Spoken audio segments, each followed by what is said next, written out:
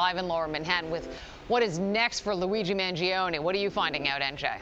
Yo, Luigi, that's funny. All right, Liz, we are roughly Where's 300 Mario? miles from Altoona, where Anthony Johnson is, and we'll deliver a report in the next hour. But yes, we are outside New York City Hall, where Mayor Adams and top police officials held a press conference to brief the media on the investigation and on the arrest. Let's be clear, Liz, there is still a lot about this case, still a lot about the arrest that we do not know. Investigators, as we reported last week, were far more concerned with making the apprehension, making the arrest, than they were with trying to pinpoint a motive. They were trying to track down the killer. That was their priority. The motive as to why somebody would want to kill Brian Thompson, that was secondary, they told me, to making the arrest. Why would he want to kill Brian? I mean, let's be honest, like, how the hell would they know the motive without apprehending the perpetrator? Like, isn't that like how would you even know?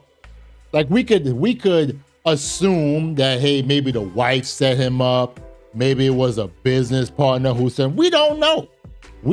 But if this is actually the guy named Luigi and his brother Mario left him, I guess that's what it is. If that's the guy, then they will question him and find out why the hell he did it. Because we're trying to figure that one out. You know, deny, defend, and depose. That's deep. It's very, very deep. And hey, if this is the guy, then we'll see what happens. Brian Thompson. Well, the killer fired 3 shots and was on the run since Wednesday. Investigators revealed today they did not have a name until Mangione was arrested this morning. But they believed all along that they would eventually arrest him, mainly because they could track his movements into and out of the city, and most importantly, as Kimberly referenced, because they had that one picture of his face, which was the linchpin in this arrest. More from the commissioner on that in a moment. I would definitely agree with that. Like, you know, if you're going to murk somebody like that, don't have your face open. I wouldn't even eat. I would have fasted and I would have, you know, did my thing like a professional. But that's beside the point. Or just have like snacks in your book bag or something like that. But hey, this was a wild week. The next step. So Mangione will likely be arraigned in Pennsylvania on a weapons charge, then extradited back here to New York City to face murder and other charges. That's crazy. NYPD Chief of Detectives Joe Kenny. We're going to have to work that out with the Manhattan District Attorney's Office in Altoona, Pennsylvania. He's going to be facing gun charges there, and at some point we'll work out through extradition to bring him back to New York to face charges here, working with the Manhattan District Attorney's Office. Well, the impact of the public's role cannot be overestimated. Crime scene investigators recovered DNA. They will now use that DNA and other forensics to link Mangione to the murder. Much more on this case and the arrest as it develops coming up on Eyewitness News at 5 o'clock tonight. We're now live outside City Hall, and Jay Burkett, Channel 7 Eyewitness News. Hey, and like I said, if it's the guy, then yeah, he deserves to go to jail. You know, but we don't know. We'll see as they do more forensic investigation and see how it goes. But for him to be caught at a McDonald's, like, what? But hey, some people, I guess they'll do these things, and then the way they get caught will be so bizarre. You'll be like, yo, what the hell?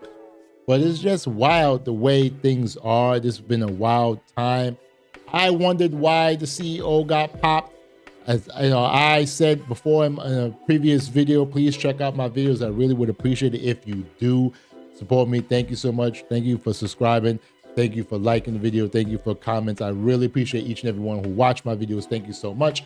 What I said in the previous video was that it either had to be someone who, former worker, had to be someone that was denied coverage, or maybe a family member of his was denied coverage, maybe a son or daughter or wife or stuff like that. Or like basically like the person was just messed up their livelihood or something like that. So, or no, and I said that it could be that the wife set him up, but we don't know. Now that this guy, this person of interest, as they say, has been arrested, we'll see if this is the guy.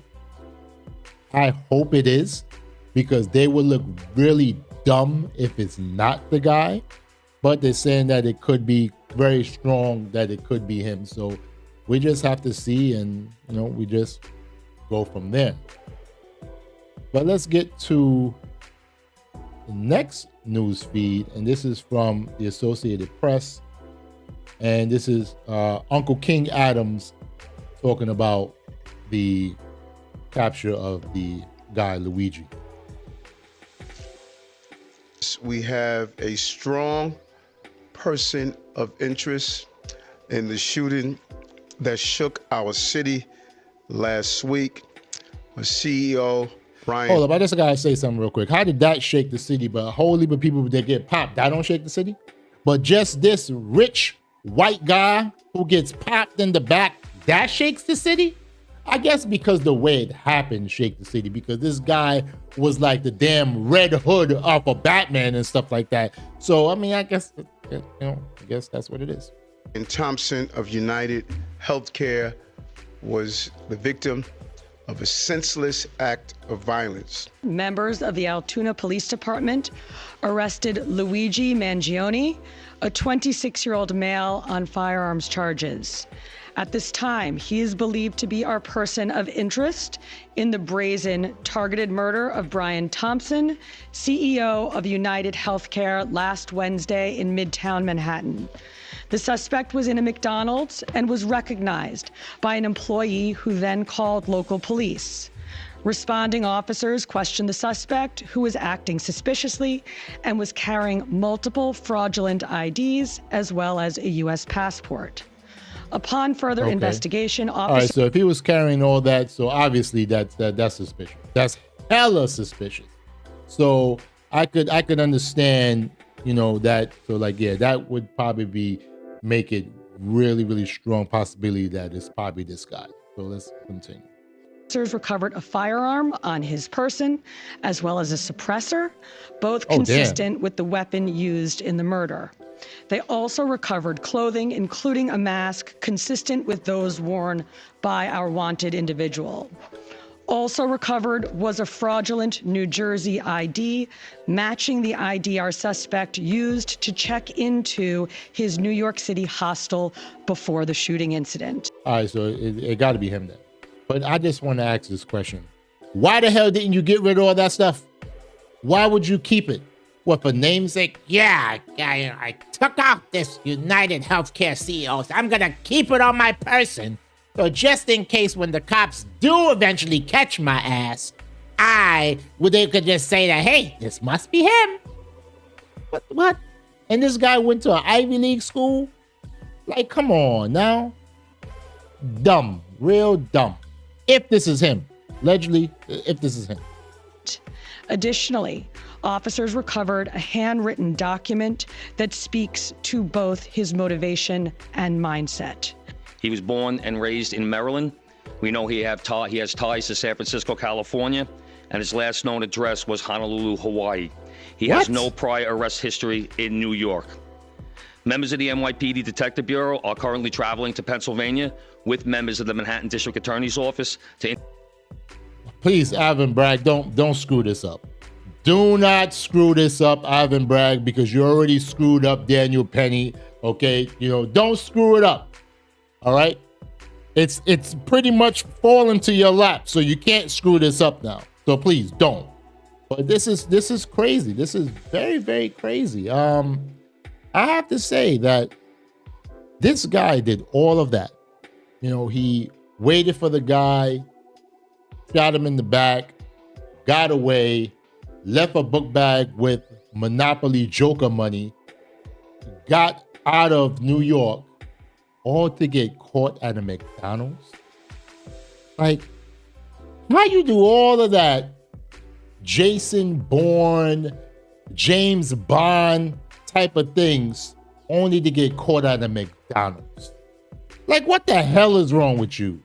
But hey, if this is the person, and they're saying that's a strong possibility that it is, I'm glad that they caught him. Now let's get back to solving some of these other crimes that goes on in New York. Let's get back to solving other crimes in the tri-state area. because I'm tired of it. I'm tired of all the crime that goes on, even though crime has lessened under Uncle King Adams. You know, I'm still tired of it. I want to see a much safer New York. And my condolences, I just have to say this, my condolences goes out to the CEO's family, to his wife. I know some of us said that maybe you were involved, and I don't know. It could come out that that 26-year-old guy was like, yes, the wife was giving me booty and she asked me to do it. Who knows now? They're going to question this guy. We don't really know. I wouldn't be shocked if that did come out like that. But hey, I don't think it will. Let's hope it don't, because his 2 children are going to miss their father and the wife is going to miss her husband. So let's just hope that his motive was just some deranged thing, that he didn't like the company, and that's it.